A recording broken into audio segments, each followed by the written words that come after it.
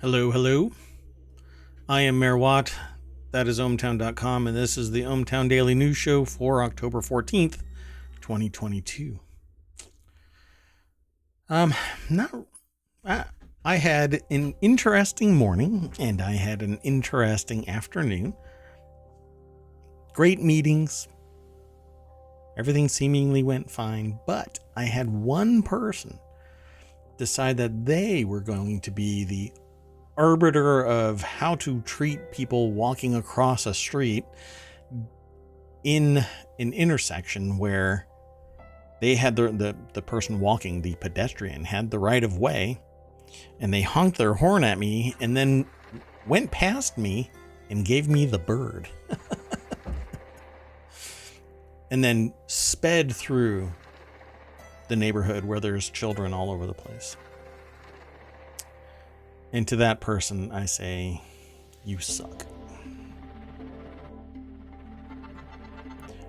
Let's get into today's articles. I already got about 10 of them. If you're interested in this kind of stuff, what can you do about it? Well, you can come here every day at 6 o'clock, 6 p.m. Eastern. If you hit !showbot, you can actually go over to a website called ohmtown.showbot.tv. And that will allow you to vote on the articles that you find interesting. I'll keep it in mind when I go through all of the news throughout the day. And I use it in my daily life, ohmtown.com. I'm the mayor of it. I run it. I process all of the information as much as possible throughout it. And I hope that you come over and hang out too. I don't really market it. I don't have any ads running in it. I don't profit from it. It's really just kind of a thing that I use to manage my information overload. But at the beginning of this year, I opened it up to the public. You are now allowed to go over to it and peruse the various articles in the various categories like create, news, education, entertainment, social, and technology. And then we talk about it every day. I have not missed a single day yet. I'm kind of delaying here, so let's get into the news. The very first article for today is Elon Musk under federal investigation over $44 billion Twitter deal. But hold your horses, because that is not what his attorneys say. The court filing made public by the social media company revealed SEC on ongoing scrutiny into the Tesla chief's acquisition bid. Elon Musk is under federal investigation related to his $44 billion takeover deal for Twitter. I don't know. When there's just so much money involved and a person literally can say and do whatever they want with impunity, society has a real issue. And there's a whole bunch of people banging a drum that they want to be just like Elon Musk. Aspiring sociopaths. The social media company said in a court filing made public on Thursday. So remember, this is the last 24 hours of news. Twitter said it requested it for months that Musk's attorneys produce their communication with federal authorities, but they had not done so, and asked a Delaware judge to order the attorneys to provide the documents. Well, if you go over to The Guardian, and it says here Guardian staff and agencies is the writer, the author for this, so I can't attribute who it is that wrote this full article. But I had seen this elsewhere, and it just happened to be in the aggregator, and it says here Twitter, which sued Musk in July to force him to close the deal. Remember, this is an ongoing thing. There's actually a court case that is coming up. And he said, well, I'm going to close the deal. So stop the lawsuit. And Twitter's like, no, we're not going to stop the lawsuit. So it's still moving forward. But Twitter, which sued Musk in July to force him to close the deal, said attorneys for the Tesla CEO had claimed an investigative privilege when refusing to hand over documents it had sought. Can you imagine that? Investigative privilege. In late September, Musk's attorneys provided a privilege log identifying documents to be withheld. The log referenced drafts of a 13 May email to the U.S. Securities and Exchange Commission and a slide presentation to the Federal Trade Communication Commission, Twitter said. And this game of hide the ball must end, the company said in the court filing. Yeah. And when it isn't hiding the ball, it is, let's just say something so that I can basically leverage the momentum of my words, because people, again, will crawl across broken glass just to pray at the feet of Elon Musk. Oh my gosh, the millionaire turned billionaire. It's all a click, folks. At any rate, Alex Spiro, who is an attorney for Musk, told Reuters that Twitter's court filings was a misdirection and that it's Twitter's executives that are under federal investigation. So it's the old he said, she said, or in this case, he said, they said, or they said, it said. I'm not sure. Twitter is an entity, but it also has quasi-citizenship, so maybe it's a they. I'm not really sure at this stage. We'll see if the AI that drives Twitter becomes sentient in 10 years, and then we can ask. So what do you think? Is this deal going to close? Will Elon Musk ever be brought up on charges for all kinds of whatever, insider trading? I don't know.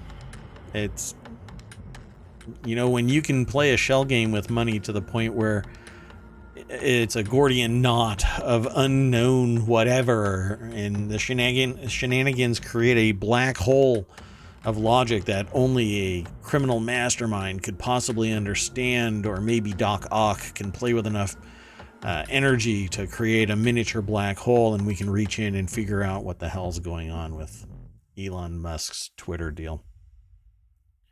Let's move on to the next article. So I've been watching people play this game. And if you are an extreme micromanager, apparently this game is for you. This sci-fi base building survival game is perfect for extreme micromanagers. It's in the Warcrafters channel, but it's sourced from PC Gamer. The author says, it is weird to say they absolutely loved the tutorial for this early access colony survival game, Stranded Alien Dawn, as in they enjoyed the tutorial so much they might actually play it again from scratch to finish before starting a proper game. No joke, it's that good, according to the author. In Stranded, you're managing a small group of colonists who have crash landed on an alien planet. Each has a collection of skills and personality traits, and your job is to guide them from scavenging basic supplies to researching new technology to building a base and defending it from giant alien bugs. And of course, you'll need to make sure that they all get along with each other and manage their mental health along with physical health. Think RimWorld, but in a game that looks more like Rust. I don't know about that. Does it look like Rust? Okay. I might be confusing something. Hold on a second. I know that this isn't really great like material for, it's not Rust. It doesn't look like Rust. It doesn't even come close to Rust. Anyway, I thought I was confusing Rust with something else, but no, I don't think it really looks like Rust. Anyway, the tutorial is excellent, and the tutorial took about 90 minutes to finish, according to the author, and along the way they got a good look at just how deep the management system is. It's interesting. It's kind of 4X-y kind of a game. Is this Stranded Alien Dawn? Hold on a second. Christopher Livingston is the author of this. Maybe I'm mixing up games that I saw. But maybe in the beginning of what I saw wasn't this, because this is not what I saw. I guess we'll see, because I'm going to end up getting Stranded. Funny.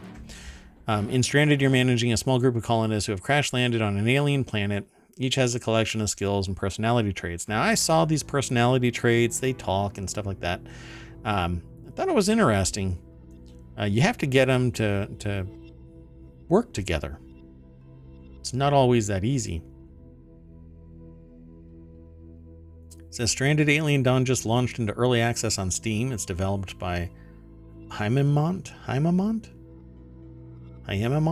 not sure how it's pronounced. Games, maker of Tropico series and Surviving Mars. A pretty great pedigree for management. Yep, I agree. So this will probably be extremely popular for them.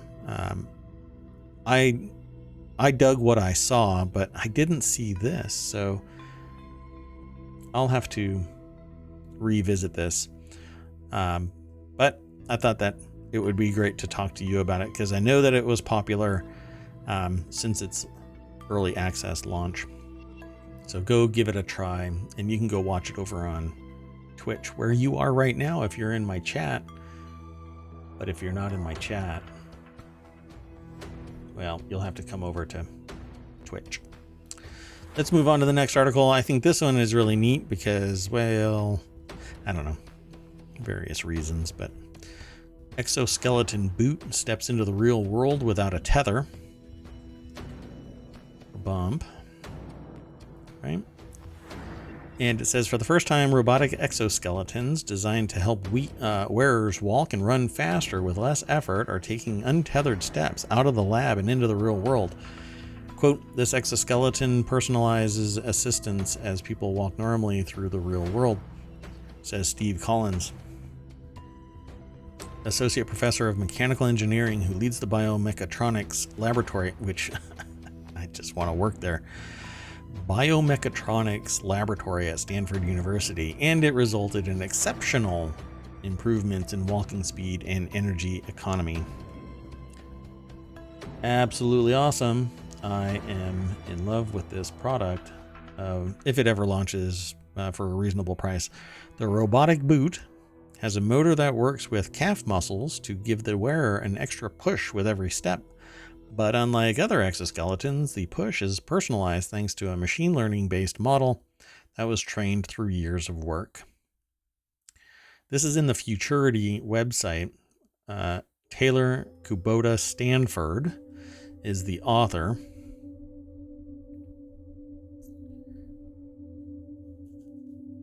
And I wonder if, do you think they have a relation? Like, is there, because this article is about Stanford and their last name is Kubota Stanford. All right, I'll just move on. The first time you put an exoskeleton on can be a bit of an adjustment, says Ava Lakmazahari, a graduate student in the biomechatronics laboratory who wore the exoskeleton in tests, but honestly, within the first 15 minutes of walking, it starts to feel quite natural. Walking with exoskeletons quite literally feels like you have an extra spring in your step. It just really makes the next step so much easier. Imagine if this actually gets applied to other biomechatronics. You know, you can get replacement legs that actually have an energy-saving exoskeleton integrated into it. This could change quite a bit of motion because you're not using your leg alone. It actually has kind of a kick to it if you need something else. You know, replace your leg and have this integrated into it, and you might be the fastest runner. Pretty neat. I'm sure it'll get smaller and more capable over time. Let's move on to the next article. This next article is Social Security record 8.7% cost of living adjustment for 2023 could put pressure on the program's funds, some experts say. Imagine if companies got taxed and Social Security was refilled by some of that. My gosh, I can't imagine. That's okay. We'll figure it out, right? As a society, Social Security beneficiaries are poised to see bigger checks, but it remains to be seen how that will affect the program's long-term funding. Tax everybody. Billionaires in particular that aren't paying any taxes. Oh, they're paying some, but really not as much as everybody really should be. Can you imagine if billionaires and millionaires were charged the same tax that middle class and lower were charged? 15, 20, 25, 33%? Come on.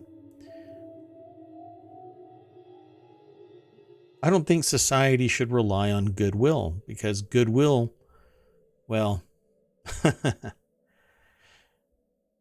it comes from people who care. And let's just say a lot of extremely rich people, as I have been finding out, benefit from the notoriety of giving a donation and the tax benefits that go along with it. Well, 8.7% is the cost of living for, I don't know, everybody in society. Some people can bear that burden a little easier. Social Security cannot. So, good. 8.7 matches the current rate of inflation. So, Lori Cornish over at CNBC wrote this article, and it says here that Social Security's average retiree benefit will go up by $146 per month in 2023, which is jack. More than 70 million Social Security and supplemental security income beneficiaries will benefit from those higher payments. It's only $146.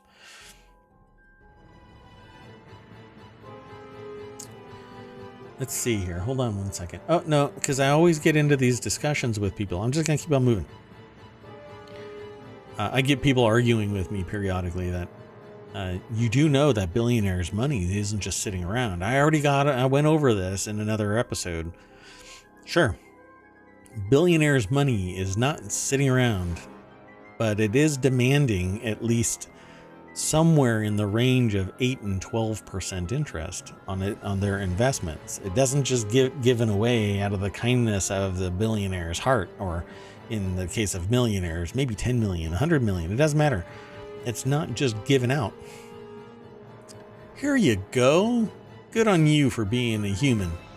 Now, it's always there is a price to pay, and everybody pays it. And the money begets money. It doesn't beget any benefit to everybody else except for the hard work that somebody earns through back-breaking sometimes work at an interest rate that now is going to be pricing them out of even obtaining a loan, because there isn't a whole stew of billionaires and multimillionaires out there just giving money out.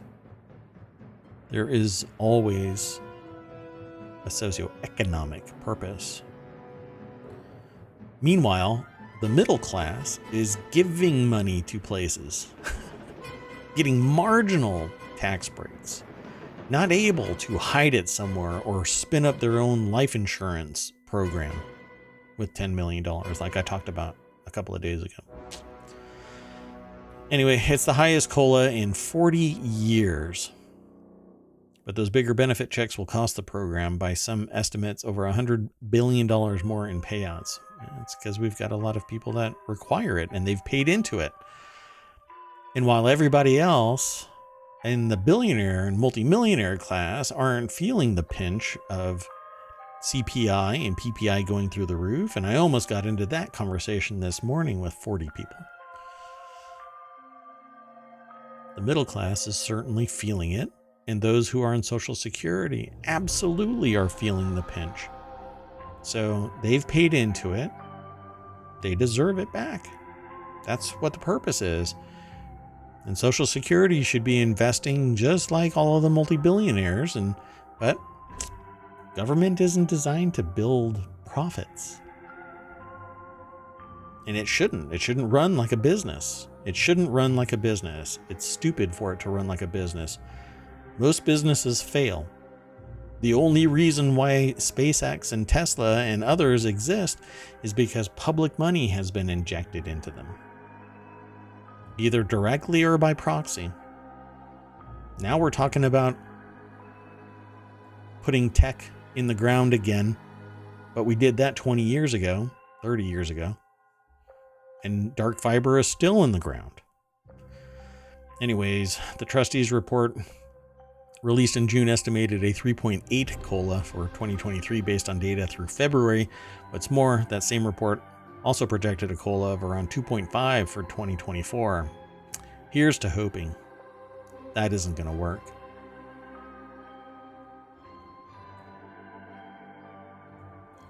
Let's move on to the next article. This one's pretty cool. I like this. Heads up, mediation professors. Mediation. Not meditation, mediation.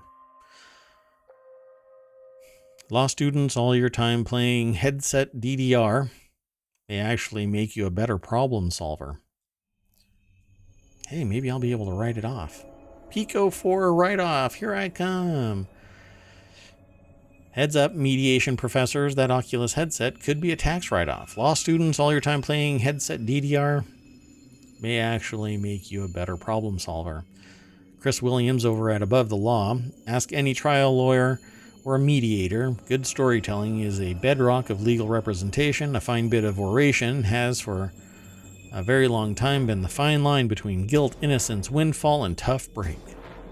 But as technology, man, I love reading Above the Law articles. I really do. I really, really do. They're so much fun. Suffice it to say, I dig law. I'm actually watching the Waukesha, not Waukesha, it's Waukesha, Wisconsin trial right now. Anyway, most people think VR headsets and goofy pixel renderings of Mark Zuckerberg that are somehow still photoshopped. Yeah, this is the Mark Zuckerberg's Metaverse Legs demo was staged with motion capture, not just plain old whatever. Well, anyway, but there are practical applications of the technology, VR, that is, not the bot that runs Zuckerberg. Of that technology that go beyond formerly Facebook's PR stunts. Turns out seeing from a different point of view can make a world of difference when mediating. I want to say meditation. Mediating. Let's do this quote here. I believe the majority of the cases that we have used VR have been vision-related cases, and the purpose of VR with vision-related cases is it's really the only way you can allow the audience to fully grasp what the person is or is not able to see as a result of their injuries, said Cynthia Landon, visual litigation strategist at High Impact. We were able to create an exhibit that showed his very limited vision, Landon said. She added, we took that and the goggles to mediation with the other side, and everyone was allowed to look through the goggles and see the loss of his vision, and it was very emotional. It's a super powerful tool, which I think is also why it works so well in mediation.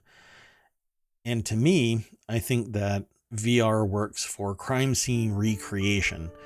I think that 3D modeling should take a massive scan of a crime scene, and anybody that's involved in the case should be able to walk around the crime scene and not just view it from pictures, but actually be able to interact to some degree to see and look for yourself what the state of a crime scene is, or an event, or a natural disaster, or all kinds of things.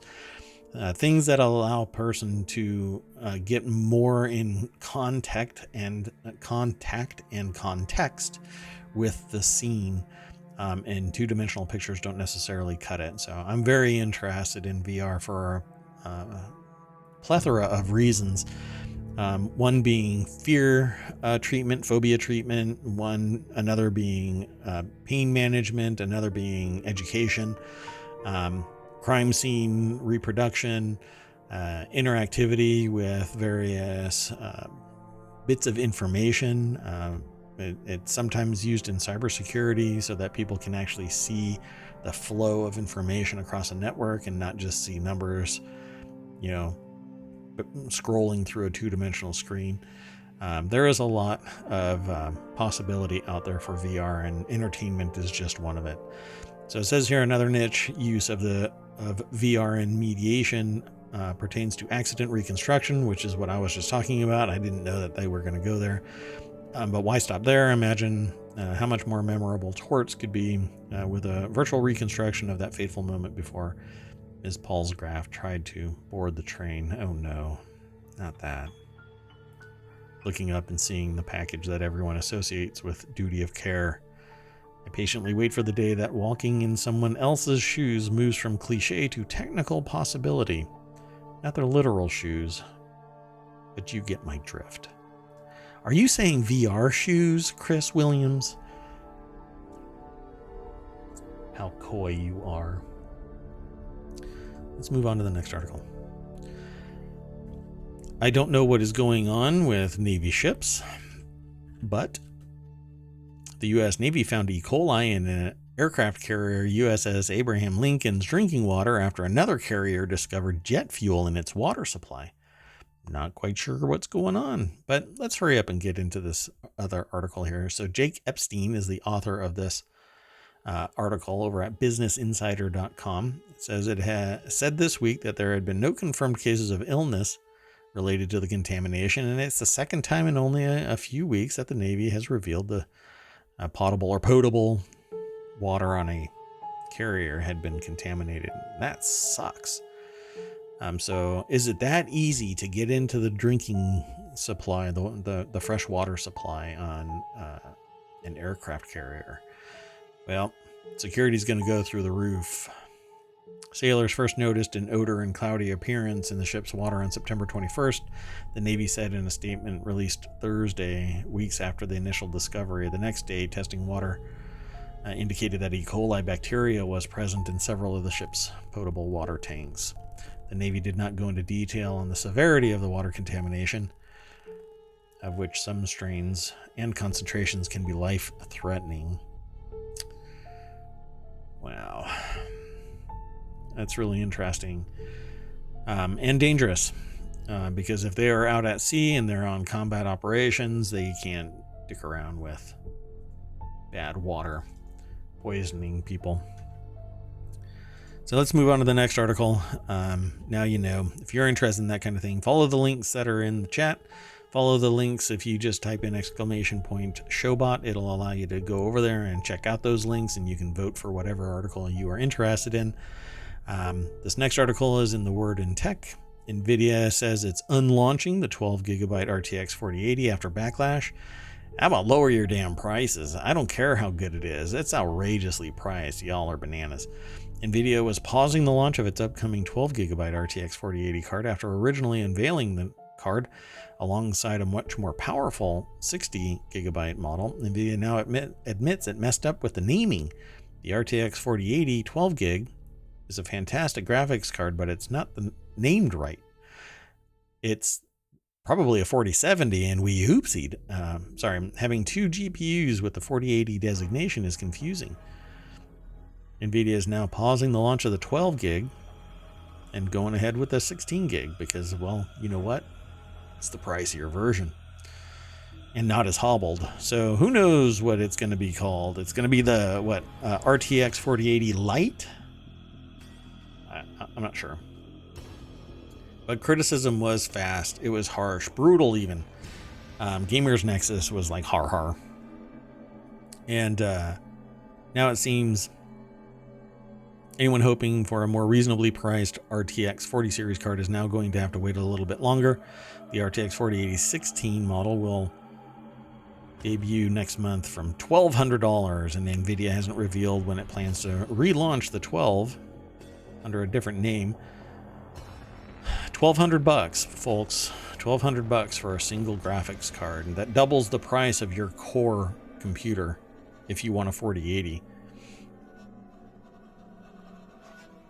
Not everybody has $3,000, $5,000. I know that when I do this as an exercise, I get people that kind of push the limit of maxing it out and get up there into the $10,000 valuation. I think it's impressive, but nobody's going to pay $10,000 for a desktop computer unless they are already trending towards that millionaire, or they enjoy flinching at the bill. I don't know. Some people will do it anyway. Tom Warren over at The Verge is the author of this article. Nvidia says it's unlaunching the 12 gigabyte RTX 4080 after backlash. And that it was a naming and pricing, well, naming mistake at least. Probably not pricing. They'll just call it something else. The next article is Elon Musk raises hopes for a Tesla stock buyback with a one-word tweet to third biggest shareholder, which, by the way, tanked the stock. I don't know what has happened since then, but I find it interesting that right before the tank, it started trending down, but it was trending up before. But then it started trending down, and then the tweet landed based on what I see. Let me look again here. Let's see. Tesla stock, by the way, is up from 5 years ago, but has been down for the last year. I haven't looked at it like 3 year or 2 year or anything in between 1 and 5 year, but it's up 181.98 in a 5 year trend. But anyway, so today, the tweet. Well, let's go into this. So Musk replies, noted. Right, I don't normally do this. Noted at 10:57. We'll go back to the article. But as the ticker says, at 9:40, the stock was at its high, 224. And then, and this is at 9:40, an hour before this noted lands. And it drops from 224.12 initially down to 214. So it loses $10 in a matter of, I think, 30 minutes. And then it continues down. By the time the tweet actually lands, it's at 212. So it started out at 224 and lost $12 before that tweet landed. So it had already lost 50% of what its day loss was going to be. I find that interesting. Why? Why would that be, considering at 9:30 a.m. it was at 224?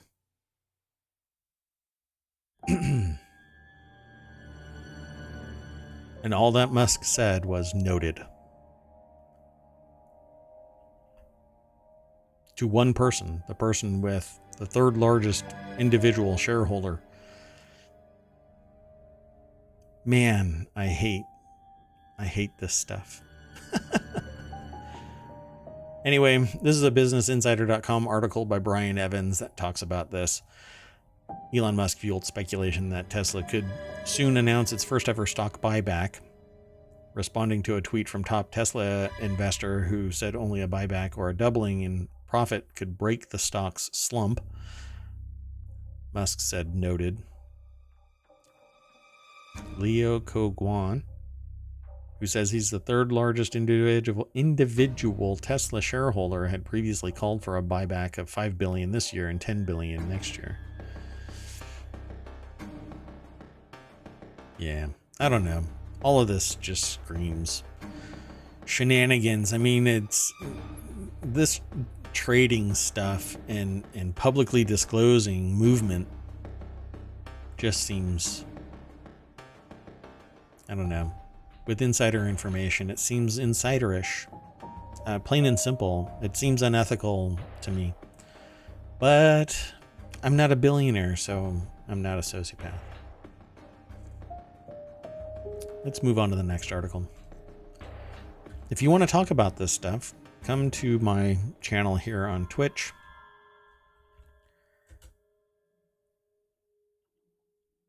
Twitch.tv/ohmTown. I know, the silence. I'm trying to let some of this spooky music play through because it's October, Spooktober. Halloween is coming around the corner. Come on.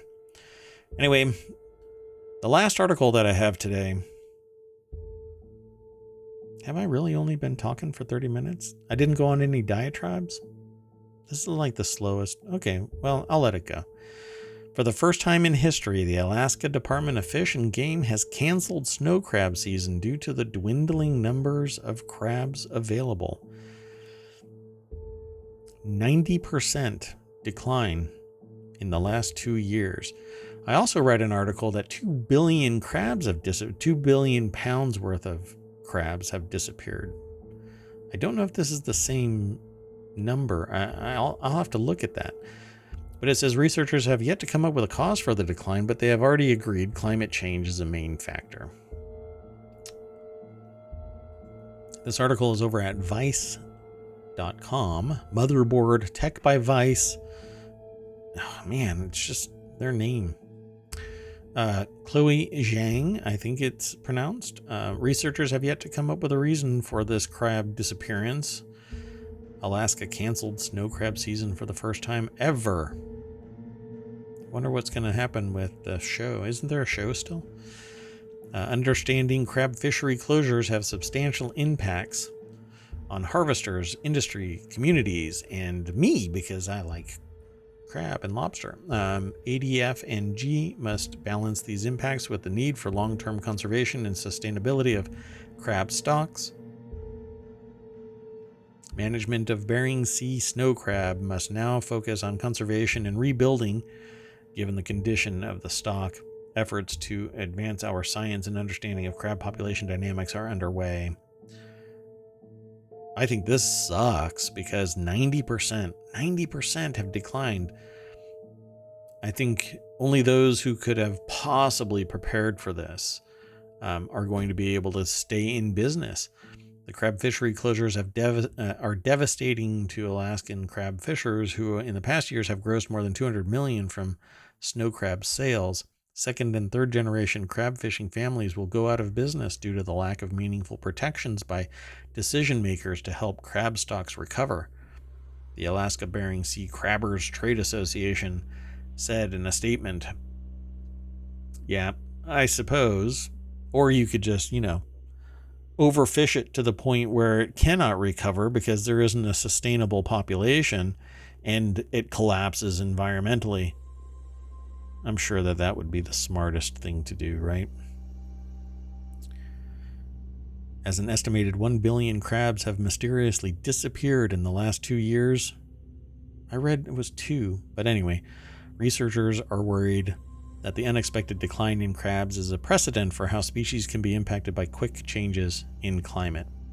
I agree. Just like society, a quick change is possible, and it's going to impact more than just the crab population. The Alaskan population itself is going to collapse because there isn't going to be enough business to keep it all afloat. Okay, well, that is it for today's articles. I didn't really soapbox all that much, but feel free to come back tomorrow, 6 p.m. I do a show every single day, 6 p.m. Eastern. I will try and actually kick off some other things tomorrow. We'll see if I can manage to experiment my way into fruition tomorrow, but we'll see. We'll just have to wait and see. Feel free to go over to !Showbot, and it will kick off ohmTown.showbot.tv, where you can vote for articles. I will review them and keep it in mind when I am selecting topics, and if I find one that is related to what people are really interested in and I'm interested in talking about it, we can have a big chat about it. Make sense? Okay, well, I will see you tomorrow, 6 p.m. Bye-bye.